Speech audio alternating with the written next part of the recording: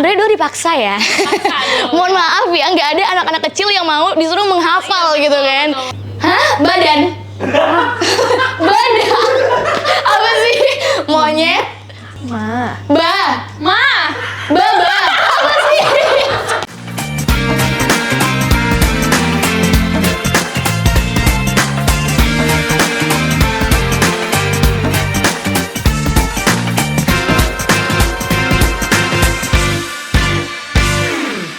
Oke, balik lagi di Sabi My Sumatera Bicara. Wah, seneng banget ya hari ini kita balik lagi buat menghibur kalian semua. Dan hari ini ada Vira yang bakal seru-seruan bareng narasumber Vira yang gak kalah keren ya sama Vira sendiri. Nah, daripada penasaran ya, ini tuh adalah sosok perempuan yang multi talenta banget ya. Makanya daripada penasaran langsung aja Vira panggilin. Hari ini ada Farah Lubis. Apa kabar nih Farah? Alhamdulillah baik. Kalau Kak Vira gimana? Alhamdulillah baik juga. Baik ya. Dan seneng banget hari ini bisa ketemu Farah lagi. Kayak kita udah lama juga ya nggak ketemu ya. Kayaknya dilihat dari sosial medianya Farah ini emang super sibuk. Pagi bisa di mana, sore bisa di mana gitu ya. Nah mungkin nanti kita bakal ngobrol-ngobrol lebih lanjut ya tentang kegiatan Farah. Tapi Farah tahu nggak hari ini itu adalah Hari Radio Sedunia. Oh iya, seriusan. Aduh aku kayaknya lupa ya karena udah lama banget nggak siaran di radio. Wah, Farah ternyata pernah ya? Pernah. Nah keinget ya kalau misalnya Kak Vira bilang tadi bahwa ini Hari Radio Sedunia gitu ya. Jadi keinget nih waktu zaman-zaman siaran dulu. Wah, penasaran juga sih ya. Dulu berarti Farah pernah jadi penyiar juga gitu ya? Pernah sempet sekitar 2 tahun gitu. 2 tahun jadi penyiar. Yes, tapi itu di program after school sih, kayak anak sekolah. Anak sekolah gitu ya. Berarti dari SMA Farah udah berkegiatan yang berhubungan dengan public speaking ya? Dari SD sih Dari sebenarnya. SD bahkan. Wah, berarti memang Farah ini hobinya suka ngobrol ya? Iya, bebek cakep ya kalau kata orang Medan. Banyak cakap ya, tapi dalam hal yang positif gitu ya. Iya. Nah mungkin dalam merayakan ya kita sebagai ex-announcer atau mantan penyiar radio, mungkin boleh diceritain nggak sih dulu Farah menjadi penyiar tuh gimana? Apakah memang sebagai penyiar itu menjadi batu loncatan awal mula Farah mengulik gimana public speaking Farah gitu? Oke, kalau dulu tuh ya karena masih zaman-zaman SMA gitu ya. Kayaknya kalau diinget-inget waktu Covid deh Farah masuk 2020. Jadi tuh bener-bener nggak ada kegiatan sama sekali nih ya kan. Cuma daring doang, sekolah ya dulu, sekolah cuma daring doang. Terus siangnya udah gak ada kegiatan. Nah pas banget, jadi Farah tuh punya yang namanya senior nih di Duta Bahasa dulu. Dialah yang ngajakin, kalau dia dulu sempet siaran juga tuh di radio itu. Jadi dia yang ngajakin, mau gak nih ini ada open recruitment katanya gitu kan, untuk penyiar anak sekolah, mau ikut gak? Nah iseng-iseng sebenarnya awalnya, iseng-iseng ternyata alhamdulillahnya waktu itu lulus. Dan yaudah lanjut deh gitu. Dan ternyata seru sih siaran di radio. Itu first time, bener-bener first time dan ya memorable banget sih momennya. Tapi sebelum masuk ke dunia radio itu memang Farah emang udah oke nih public speakingnya, apa memang waktu di radio itulah yang mengajarkan Farah tentang public speaking yang baik dan benar, walaupun kalau di radio nggak tatap muka langsung gitu. Bener-bener. Kalau Farah sih enggak sih, itu bukan first time Farah untuk public speaking ya. Dan dulu memang dari SD, kayak yang udah tadi Farah bilang, bahwa dari SD memang Farah udah sering lomba nih, kayak misalnya lomba tingkat sampai ke nasional juga, bahkan kayak mendongeng, pidato. Jadi di situ udah diasah juga sih, jadi udah tahu basic dari public speaking sendiri gitu. Berarti untuk radio sendiri memang selingan aja ya, bukan memang dari awal Farah belajar public speaking tuh di radio. Bukan, tapi benar-benar menambah relasi juga sih ya setelah terjun di radio. Juga, yes, benar-benar. Tapi buat mungkin teman-teman yang belum tahu ya, sebenarnya Farah Lubis ini siapa sih ya? Kita dari tadi ngobrolnya cuman soal ex-announcer atau mantan penyiar radio. Tapi kalau sekarang boleh dong diperkenalkan diri dulu ya. Farah ini siapa sih? Oke, hai teman-teman semuanya. Ini panggilannya apa ya? Kalau boleh tahu? Teman-teman Sabi. Sabi ya? Iya. Oke, hai teman-teman Sabi. Aku Farah Lubis dan biasa dipanggil Farah. Sebenarnya aku sama seperti mahasiswa lain ya. Adalah seorang mahasiswi semester 4 di Fakultas Hukum USU, Universitas Sumatera Utara. Dan kalau sekarang ditanya tentang kegiatan sih, lebih sibuknya ya selain belajar gitu ya. Selain belajar aku juga ada beberapa konten ya, buat konten creator juga, influencer juga, dan merupakan seorang MC juga gitu. Oke, banyak banget ya kegiatannya. Buat kalian cuman seorang mahasiswi terus nggak ada kegiatan, please lah, kalian bisa mundur aja deh ya. Mundur aja, Wir. Nggak ikutan ya. Mundur aja, karena mungkin kayak yang Farah bilang ya, dari kecil juga bahkan dia udah berkegiatan dan ternyata sekarang mahasiswi tapi udah banyak banget kegiatannya. Kalau aku pantau nih ya dari sosmed, bisa jadi model MUA juga ada, jadi narasumber juga ada, bahkan pernah ikutan duta-dutaan juga ya. Bener. Duta-dutaan itu apa ya? Bukan. Waduh. Salah dong. Nah, makanya itu di sini kita penasaran mau ngulik-ngulik, tapi karena kita lagi dengan tema Hari Radio Sedunia nih, kita pengen di bagian MC-nya Farah nih, ya kan? Nah, kalau ditanya mulai dari kapan suka ngobrol, berbicara di depan banyak orang, berarti dari kecil ya? Dari kecil. Dari kecil Dan tuh mungkin kalau dulu tuh kayak yang Farah bilang tadi ya, kayak lomba-lomba mendongeng, pidato, terus juga beberapa kali teater juga. Farah ternyata dulu anak teater, baru ngilas balik, oh iya ya ternyata pernah nih.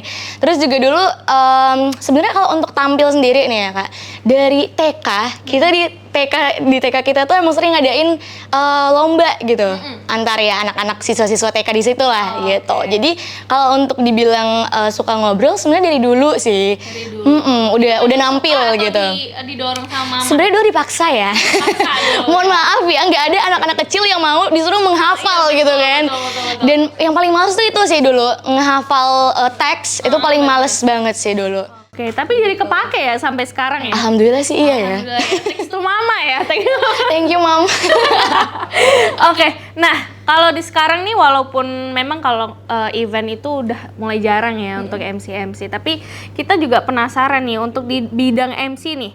Apa sih sebenarnya peran utama seorang MC nih untuk menyampaikan pesan kepada audiensnya gitu? Oke, nah peran utama MC sebenarnya penting banget ya, kayak kalau yang kita tahu, Kak Fira juga seorang MC juga ya. Pengalaman lah ya kita. Nah, jadi mungkin kalau MC sendiri udah pasti namanya Master of Ceremony, memandu ya kan, memandu jalannya acara. Nah, selain itu MC juga harus bisa ice breaking. Itu paling penting juga nih. Jadi selain dari memang kita ada teks ya kan, kita bacain event knowledge biasanya. Terus selain itu juga kita harus bisa nih gimana membawakannya supaya cair nih, untuk mencairkan suasana juga, dan pastinya membuat suasana itu jadi lebih energi positifnya ke bawah gitu. Positive vibes lah kalau zaman sekarang ya katanya. Gitu. Kalau dibilang seberapa penting MC memang penting banget karena kita tuh garda terdepan gitu ya. Kalau kita telat ya udah nggak mulai itu acara gitu kan. Benar. Apalagi kalau misalnya ada revisi dari rundown-nya atau segala macam tuh, kita yang kelihatan salah, padahal di balik layar nih yang ada kesalahan teknis atau segala macam. Mungkin miskom gitu ya dan segala macam. Tapi kan kayak yang Farah bilang ya, kalau misalnya kita harus bisa nyampein pesan tapi juga bisa menghibur. Gimana tuh cara Farah tuh menyeimbangi nih untuk menyampaikan pesan tapi juga menghibur para audiens nih, misal di acara festival atau semacamnya gitu. Kalau kita bilang MC ini ada 3 acara kali ya. Kalau misalnya kita ada non formal, semi formal sama formal ya kan. Biasa sih kalau misalnya formal kayak kita biasa pasti jarang nih kalau misalnya ada improv nih. Improvisasi itu jarang banget kalau di MC formal. Dan menurut Farah MC formal tuh lebih gampang sih. Ya kan? Iya bener. Kayak based on text aja gitu kan. Yaudah tinggal baca, tinggal nadanya aja tuh agak lebih diberat-beratin gitu kan. Kalau misalnya cuman manggil-manggil aja gitu kan. Nah, bener. Tapi yang agak susah itu adalah ketika kita non formal ya, kayak MC konser gitu. Dimana kalau itu, apalagi kalau sendiri ya, MC sendiri acara non formal, aduh itu agak berat sih. Kayak kadang tuh harus ada kontak mata sama audiens, agak effort ya kan. Bener. Jadi kayak lebih ke tahu situasi aja sih Kak. Misalnya kayak di sini oh ya bisa nih diselingin sedikit kayak ada jokes-jokesnya gitu, atau mungkin nanti di sebelah sini oh enggak ini harus, kalau Indonesia Raya nggak mungkin ya ada jokes-jokesnya ya, langsung kayak yaudah pembaca kita akan menyanyi lagu Indonesia Raya udah gitu. Gitu sih, lebih ke kalau misalnya kita udah sering-sering nih ikut event pasti lama-lama ngeliat situasi. Oke sih. Berarti kalau cara Farah kalau lagi nge-MC itu untuk membagi waktu antara menghibur audiens sama menyampaikan info yang penting tuh berarti ngelihat situasi ya. Ya, tergantung juga kan sama rundown-nya kan. Kalau misalnya setelah ini agak santai ya udah bisa jokes di situ. Nah, kayak yang kita bahas lagi juga nih untuk acara non formal gitu kan. Acara non formal contohnya kayak festival atau konser-konser itu pasti sering banget yang namanya situasi tidak terduga atau teknisi yang lagi ada kendala gitu atau gestarnya yang mungkin belum keluar. Itu gimana nih cara seorang MC mengatasi itu? Hal yang paling berat ya kalau lagi MC ya. Jadi bisa kita tuh kalau misalnya di atas, padahal tadi 5 menit ya disuruhnya. 5 bisa jadi 10 menit, say. Bahkan 30 menit juga pernah nggak sih? Wah, itu bahaya sih. Kalau misalnya si audiensnya mau diajak ngobrol gitu kan, Kak, interaktif nih. Kalau misalnya dia lemes gitu atau mungkin masih sedikit nih audiensnya, itu capek sih. Udah jadi kayak mengenal PDKT-an lah sama si MC partner ya kan jadinya. Ngobrol berdua aja jadinya. Jadi gimana nih cara Farah mengatasi misalnya lebih gampangnya kita bilang kita ada partner nih MC-nya itu kan memang kebanyakan festival harusnya memang partner sih. Kalau sendiri kayaknya nggak sanggup ya, nggak sanggup kan? Selain garing nggak sanggup ya. Nggak sanggup. Jadi cara Farah dan partner MC Farah tuh gimana untuk mengatasi situasi yang tak terduga ini? Oke, biasanya kalau misalnya ada hadiah-hadiah games gitu ya, betul. kita nanya nih ke IO, gimana Kak, kita mau main games aja nggak nih? Kita udah nggak tahu lagi nih mau ngomong apa gitu, udah buntu banget nih. Kalau katanya, ya udah guys, ada nih beberapa hadiah games aja, yaudah kita games, jadi kayak misalnya kuis gitu ya, kuis berhadiah, tipis-tipis tentang event lah gitu. Terus kalau misalnya nggak tahu lagi, ya udah kayak ngebercandain si audiensnya aja. Itu biasa partner MC yang cowok ya, sering kayak gitu. Ya, bisa ngerosting ya kalau kita bilang.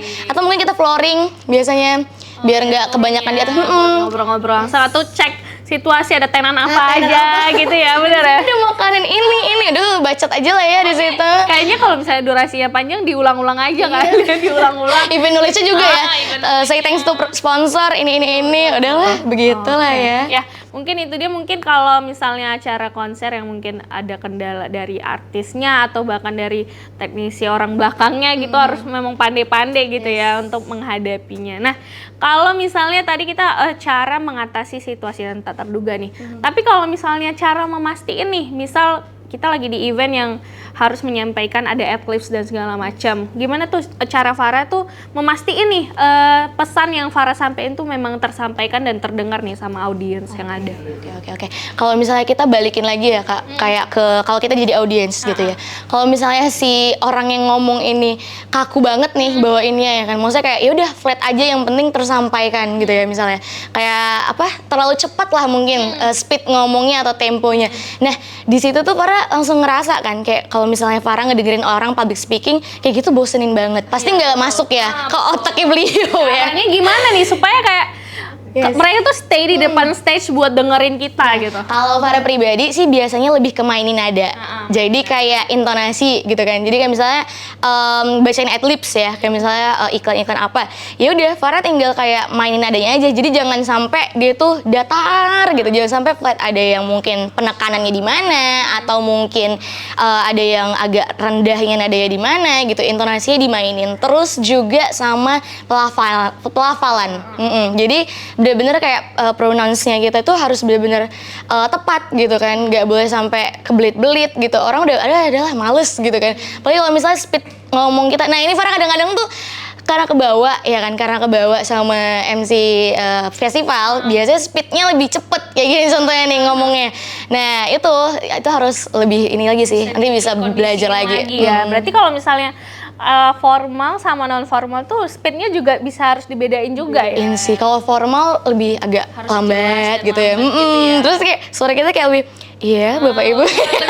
Gitu ya, lebih dewasa gitu ya, bener-bener. Apalagi karena audiens kalau formal kebanyakan bapak ibu orang dewasa gitu ya, bener-bener. Wah, itu dia memang kalau dilihat dari luar tuh MC emang simple ya. Tapi kan nggak tahu di belakangnya untuk memulai di atas panggung harus ABC-nya tuh ada strategi yang kita siapkan sendiri dan mungkin memang teorinya ada, cuman kalau di eksekusi langsung tuh memang beda-beda ya.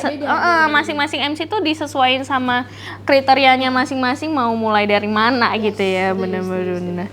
Nah, kalau misalnya nih buat teman-teman yang di rumah pengen juga jadi MC, sebenarnya hal penting apa yang harus dimiliki seorang MC gitu?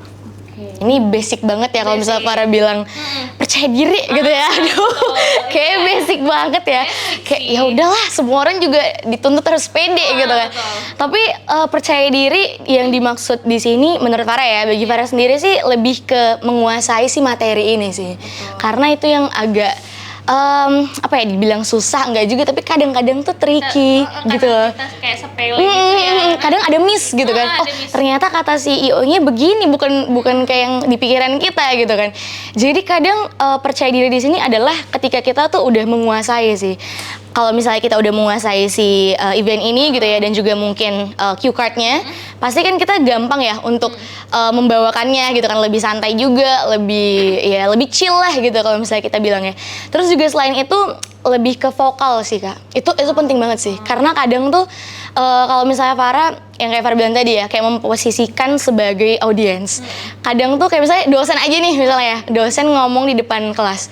Tuh kadang kan bosen ya, kayak ngantuk gitu. Ternyata intonasinya tuh, nada-nadanya tuh, ternyata Bapak ini nggak ada nadanya gitu kan. Jadi kita aduh ngantuk lah gitu kan.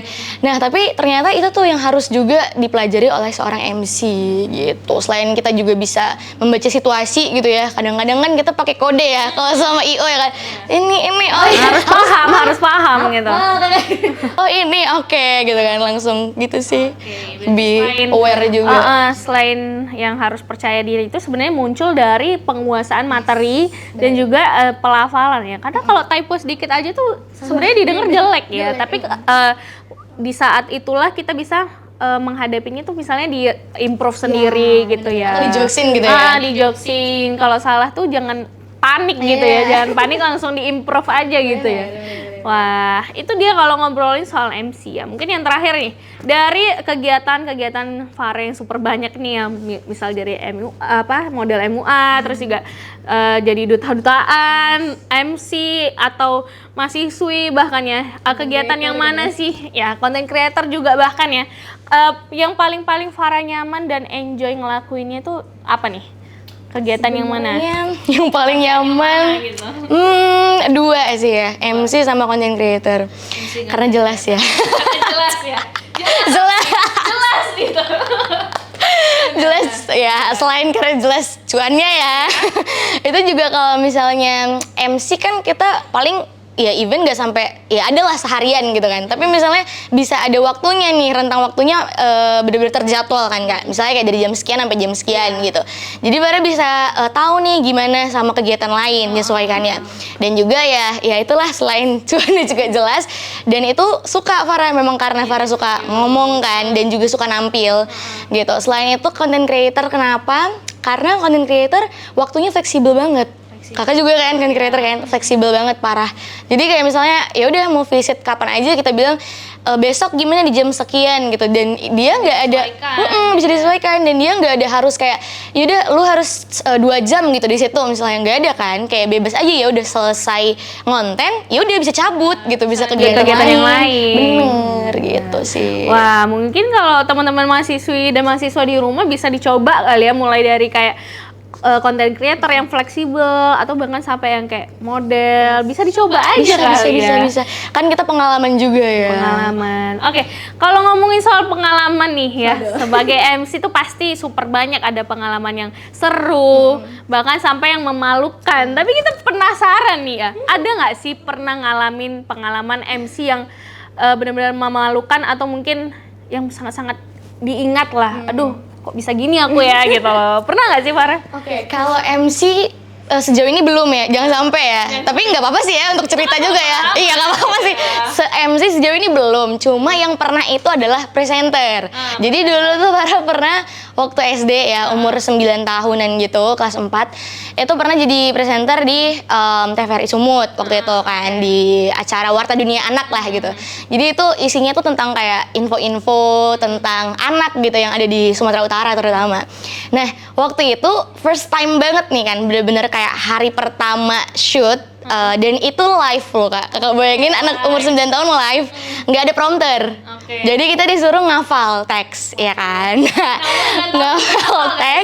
ngafal teks. Terus sebenarnya di situ Farah bukan lupa gitu, tapi lebih ke kayak udah selesai itu sebenarnya ada di baliknya lagi nih. Farah nggak tahu ternyata harus dibalik. Jadi diem kan, kayak kediem. Ini nih. Santai dong mukanya, tutup senyum. Terus bingung kenapa kameranya nggak mati-mati, tanda merahnya. Terus produsernya bilang dibalik gitu, maksudnya dibalik lagi teksnya. Terus kayak masih nggak ngudeng nih. Kenapa kok nggak ini gitu? Ternyata dibalik, pas dibalik itu agak lama sih lumayan. Kayak kediemnya tuh lama gitu. Berarti diem gitu ya? Diem, santai tutup senyum dia. Oke, kok kameranya nggak mati-mati nih gitu ya? Kirain mau bridging kan, ternyata lanjut dan itu dibalik jadi kayak ke stop gitu loh pada ngomong. Nah itu lucu banget sih. Kode-kode dari si produsernya tuh gimana? Setelah itu dibilang sama produsernya, nih seharusnya tuh kamu balik. Nah next mungkin agak bisa lebih disingkatin lagi kata-katanya. Kan kalimatnya agak panjang dan susah ya kalau untuk anak SD ya. Akhirnya di crop aja gitu? Lanjut, abis itu lanjut, selesai udah baru dia bridging. Aduh ya ampun. Itu lucu ya, sih tapi namanya juga anak umur 9 tahun ya. Terus itu first time juga. First time itu. Live TV pula gitu ya. Wah, itu pengalaman lucu sih ya sampai sekarang. Berarti Farah masih keinget gitu. Banget sih, nggak pernah lupa kayaknya itu. Tapi memang pengalaman-pengalaman itulah yang buat kayak kita belajar ya dari kesalahan-kesalahan sebelumnya ya. Namanya juga umur 9 tahun, untungnya umur 9 tahun. Bahkan kalau di umur kita yang sekarang banyak juga nih pengalaman orang-orang yang nge-MC, ada yang belibet atau gimana, tapi ya cara mengatasinya aja gitu ya. Wah, seru banget ya ngobrol sama Farah. Ternyata pengalamannya super banyak, nggak cuman di MC, bahkan konten creator atau duta-duta lainnya. Tapi kalau kalian penasaran tentang kegiatan-kegiatan Farah, mungkin bisa cek di sosmed Farah di mana aja nih? Yes, bisa cek di sosmed Farah, di Instagram dan juga TikTok. Tapi TikTok nggak terlalu aktif sih. Di Instagram di @farah.lubis. Oke, untuk upcoming nih Farah lagi ada kegiatan apa? Ada MC lagi di mana gitu? MC ada sih nanti pas Lunar New Year ya. Oke, nanti Chinese New Year ya. Gak kerasa juga ntar lagi Chinese New Year ya. Dan sehari sebelum sehari sebelum Chinese New Year Farah ultah. Oh my god. Kode ya. Happy birthday Farah. Wah. Udah umur berapa nih berarti? 19 ya? 19. Kok tahu sih? Kok Tahu dong. Oh my god. Tapi kita beti kan? Beti tipis ya aku semuanya. 17. Wow. Masih SMA ya ternyata. Wah, seru banget ya ngobrol sama Farah, dan kalian bisa langsung cek aja Instagramnya Farah @farah.lubis ya. Buat kegiatan-kegiatan serunya Farah. Kalian pasti bingung ya, nanti Farah paginya update-nya di mana gitu ya kan? Siangnya Siangnya di mana? gitu. Oke, nah kalau tadi kita udah ngobrol-ngobrol ya, sekarang kita main dulu biar agak pemanasan nih. Siang hari ini kita mau main games tebak kata.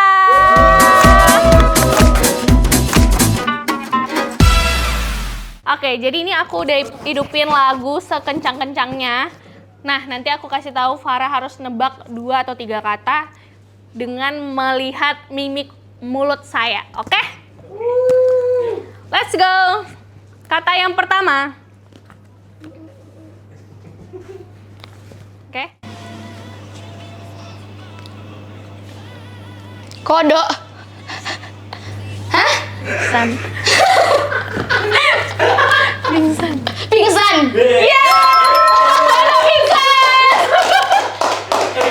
Kok gampang weh? Kok gampang sih? Yang kedua susah. Oke.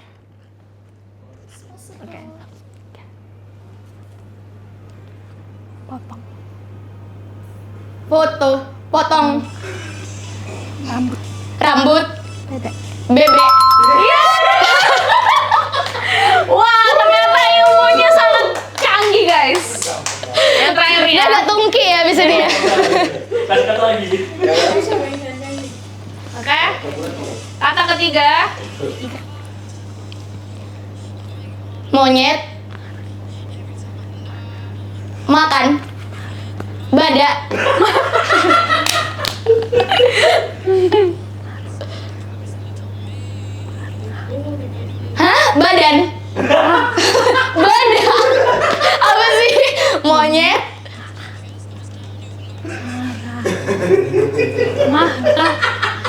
Marah.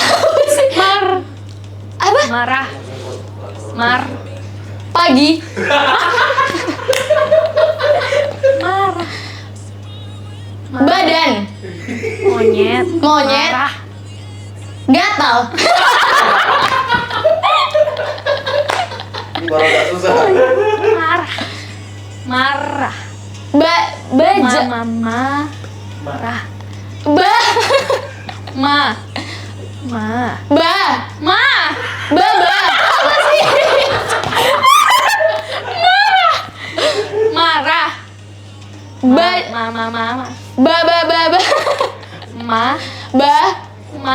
Pa. Makan.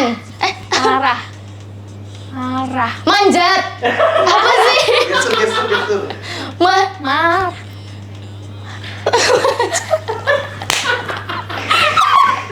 Monyet marah. Marah. Ya. Oh, monyet marah. Monyet marah-marah. Iya. Wah, ternyata Lebih ke joget ya aku. Monyet. Marah-marah rupanya. Oke deh, wah seru banget ya habis ngobrol dan juga main game sama Farah. Buat kalian yang pengen tahu info lebih lanjut bisa langsung cek Instagramnya @faralubis. Dan jangan lupa buat like, comment, dan subscribe. Kita ketemu lagi di video-video berikutnya hanya di Sabi My Sumatera Bicara.